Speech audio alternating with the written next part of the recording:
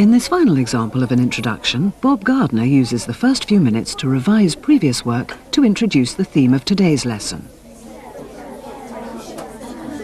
Aaron, have you got another type of use of percentages? Well, on clothes it might say like made of 100% cotton or 100% nylon.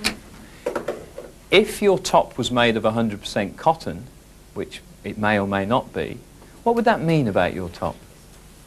It would mean that that it's only cotton, none of it is anything else. That's very good. I want you to look over onto the board where I'm linking yesterday's lesson with today. If we're talking about this word 100% cotton, then it means every part of it is made of cotton. And that would be a whole one. Okay. If it was made out of half cotton and half something else, what percentage would that be? What would you expect to see on the label that was showing that it's equal amounts of? Equal amounts. Chris? Would it be 50%? It would be 50%. That's excellent. Okay.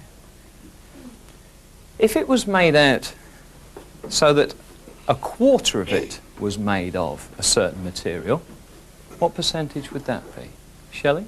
25%. 25%, and so it is. In the main teaching activity, in the middle part of the lesson, the teacher will continue the direct, interactive approach with the whole class or with pupils working in small groups. We're going shopping today, though. If you open your books, let's have a look at the worksheet which I've prepared for you.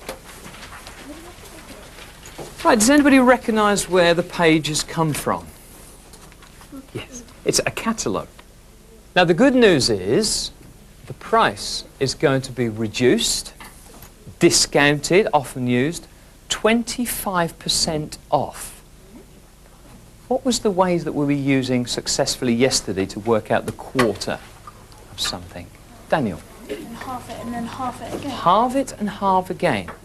What I want you to do is have a look at the first 10 bags advertised, because they're the ones you've got some information about.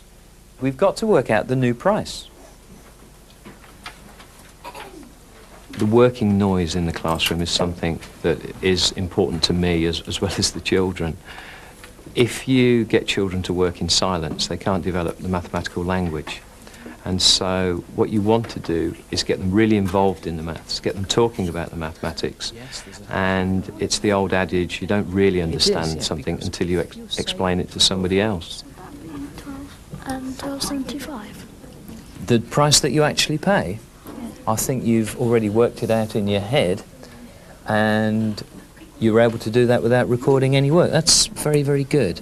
Now let's check what you've done to actually arrive at that price. What type of steps? Because if you haven't written anything, you must have done it all in your head, yes? Yeah, because me and Daddy worked together. Right, so what discussion did you have to lead you to the idea that it cost £12.75? Well, we got 17 and we split that in half, which would be 8.50. And then Daniel split into quarters, which would be 4.25. And then we added the 4.25 to the 8.50. Well, that is amazing. So you've carried all that in your head, remembered every step that you've taken, and come to the price.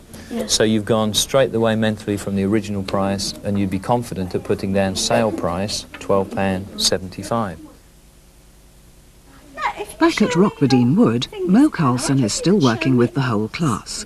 Her main teaching activity for this lesson is number bonds. You're showing me 4 and a 4 to make 8.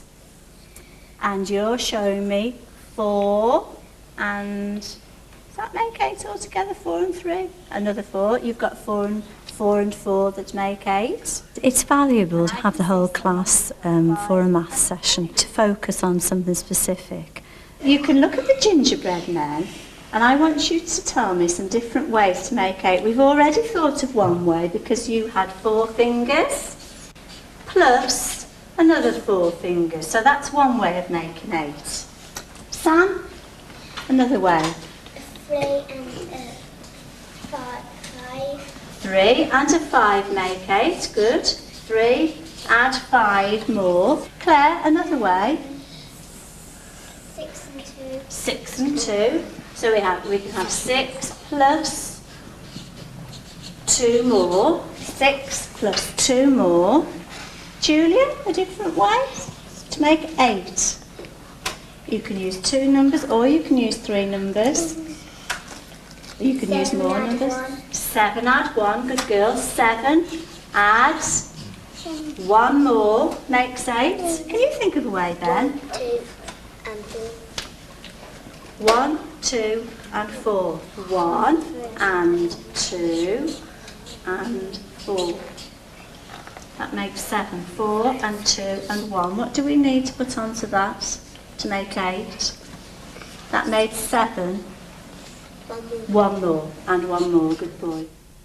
Also at Rockberdene Wood, Alison Prince has split her mixed Year 1 and 2 class into small groups for her main teaching activity, which is introducing the use of doubles as a calculating strategy. What do you think these numbers make? You watching? What does that make? What does that make, Kyle? 7. Because doubles, 2 sevens make 14. So what's the answer? 14. Can you see what he did, Nathan? He did 5, add 2 is 7. Double 7 is 7. Another 7 makes 14. Makes 14. Is there any other way that we could use those numbers to make a different number on our board? 4. Have a think. What about if I double the 5 first? What's double 5, Abby? 10. Good girl. And what if I add the 2 on afterwards? Makes 12. Makes 12. So with those 3 dice, I can either make 12 or I can make 14. Thank you very much. Alison's class has a wide range of attainment, with some children still being at the beginning of Year 1. There'll also be a pair of children in the bakery, and again those 2 children have just started learning their double facts, so they'll be using their double facts in the context of buying things from the bakery. First of all, I'd like 2 mince pies, please. 2 mince pies.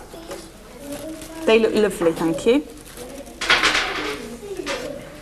There'll be 8p. 8. How did you work out that they'd be 8 pence? Because I've got 4 here and 4 here, that makes 8. That makes 8.